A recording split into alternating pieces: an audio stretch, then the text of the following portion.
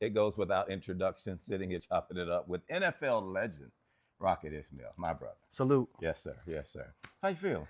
Man, I'm very hot on the inside. I just got finished working out on this lazy Sunday. And No, he didn't. He just walked over to the house. hey, I feel all kinds of extreme temperatures on the inside, just manifesting on the outside as sweat. As an NFL player coming into the league for the first time, how did you navigate the media when somebody shoved a mic in your face? All of a sudden, you're getting all of this money, you just signed, you're feeling good about yourself to keep the bravado down.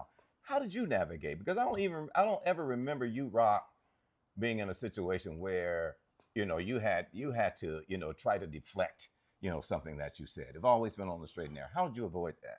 So for me, and the time that we're in nowadays, we're 2025, the time that I was in 1991, when I first entered into the professional ranks, there was not a need or a mandate that the athletes on the team it was a necessity to speak to the media. So that was a blessing for me.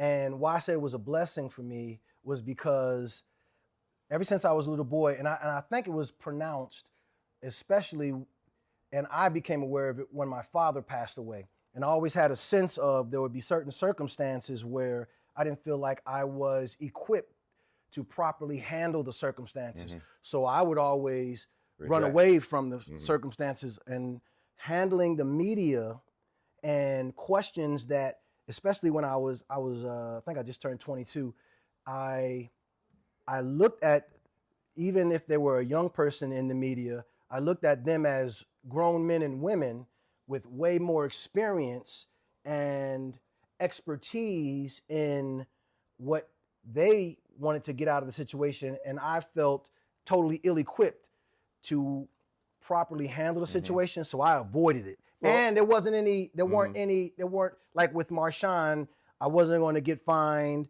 or with anybody who may not have felt comfortable dealing with the media. There wasn't anything. You didn't have to there were no repercussions that were going to come from shying away. But so that was my major way of dealing with it. So things have changed now. Fast forward 2025, and we got social media. We got people taking pictures of players on social media. And even when they don't intend for their stuff to show up on social, or they'll spout off something at the news media or whatever. The principle's the same, though. You got to watch what you say.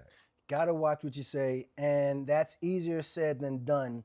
And the best thing and advice that I could help people to understand is something that I didn't experience, but as a father, this was advice that I just, reading scripture and things of that nature, I was like noticing that when you're not in a sober mind, then you're more vulnerable to wittingly or unwittingly make things in your life more difficult or challenging than they have to be with what you do or say.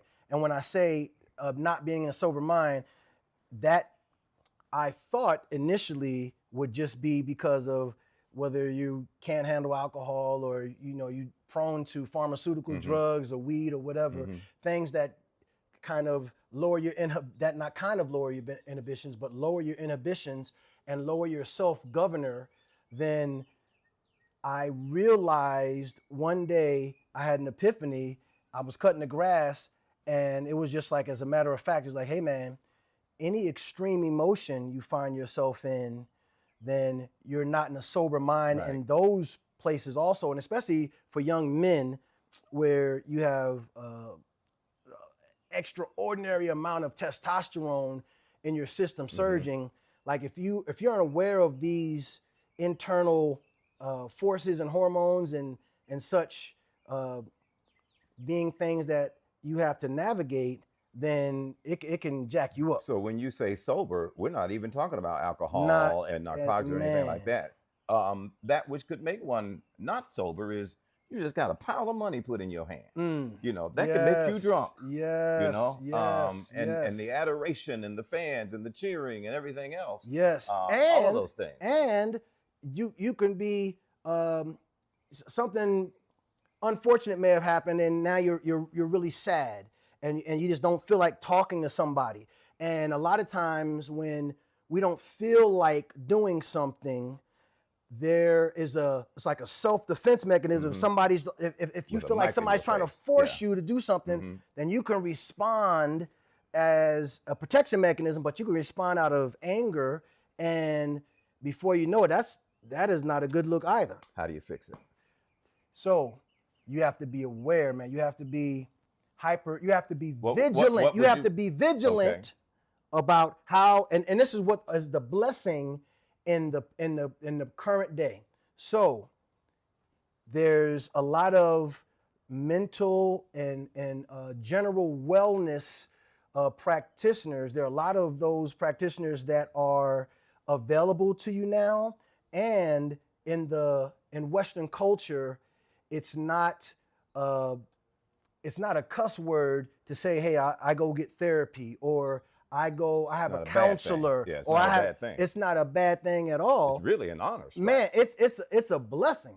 And so there are people who can, as you speak and communicate with them what you're feeling, what you're dealing with, whether you've dealt with it historically, or all of a sudden it seemed like the anxiety or whatever just come on since you've gotten all this money or gotten this position of notoriety.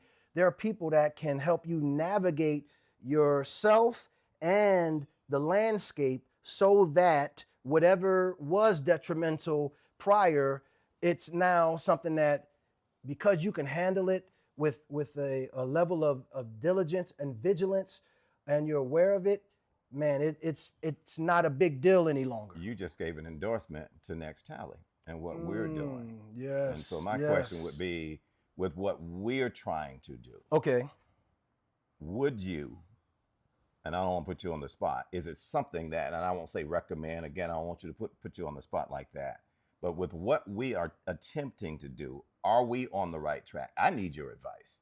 You know, are we moving in the right direction to assist young players, right, be it female or male, WNBA, WNBA, NBA, NFL, you name it, all of the above sports? Does it make sense what we're attempting to do now?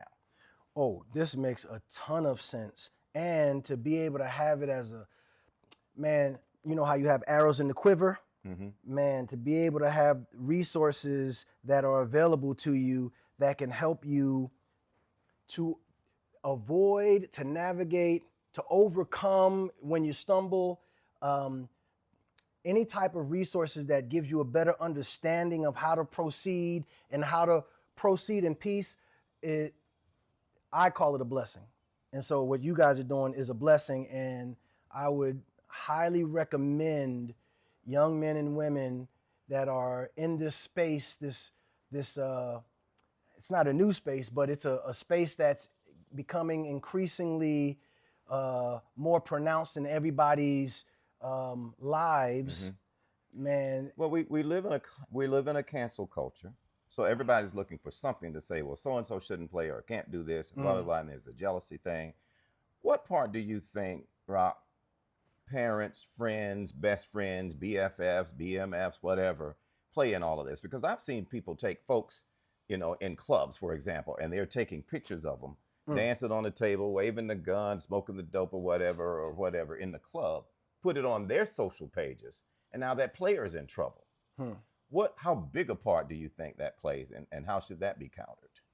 How should it be countered? So the optimum way to counter anything or any scenarios like that, I know where you're going. man, control the environment. Don't do it. Yeah. So in environments that have fire water and puff pass and you don't know nothing about that. Bro, you don't know nothing about that. Any environment like that, stay away from them. I mean, that's the simple. Now, and it's a very profound remedy. However, that probably isn't going to be ideal, and not many people have the wherewithal to control those type of environments.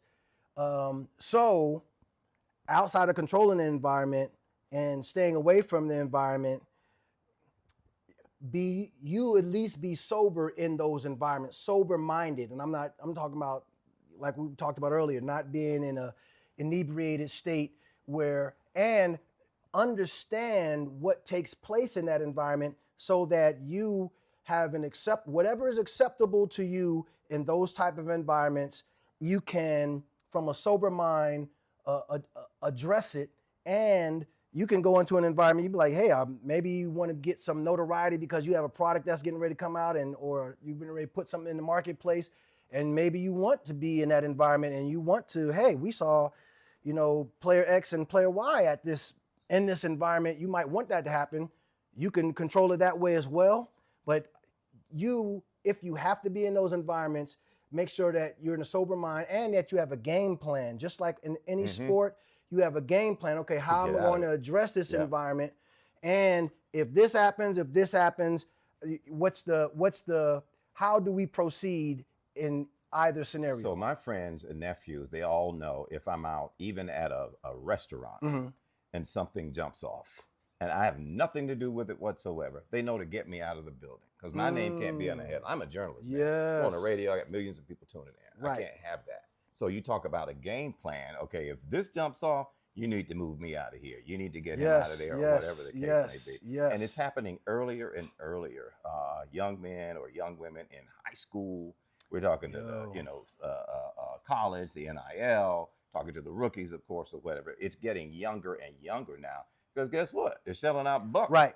Sooner and sooner now. Right. So the best way to get rid of this, like they say, that money is quick to come, but with the wrong words, it's quick to go as well. And that's impactful. That's impactful for a lot of people. I believe that what you just said, a lot of people are aware of it. It's just, I don't know if they're equipped and or prepared to, when it hits the pan and or the fan, in those scenarios, if they are prepared or equipped properly to navigate it when the bullets and everything are live. So, man, that's why what you're doing is invaluable and necessary. Okay. You're using my word. I always toss around the N word, necessary. On that note, thank you so much, my brother. Your words are invaluable. Coming from you, as opposed to just me, I never played a down of football in my life. But this brother right here, there's still a blazing trail down some football field where this brother has been. Thank you, brother. Is he as fast as he used to be? Man, I could probably race him and beat him, but don't hold me to that. don't hold me to that. Don't hold me to that. Now, you were spitting when we started this interview. I hit him. I hit him with the hit it. Let me hear. Hold on. Hold on. Okay, stand by. Ladies and gentlemen, Rocket Ismail, go. I'm the magnificent with the sensational style. And I can go on and on for like a mile a minute because I get in it like a car and drive. And if the record is a smash, I can still survive. Salute Special Ed, all these hip hop favorites from when I was a youngster. Oh my gosh. And now he's 92 years old. Exactly. You see it. And don't look a day over 92. Thank you, baby. Yes, sir. Always. Salute. Yes, sir. Rest, guys, in peace. Grace and peace. Grace and peace.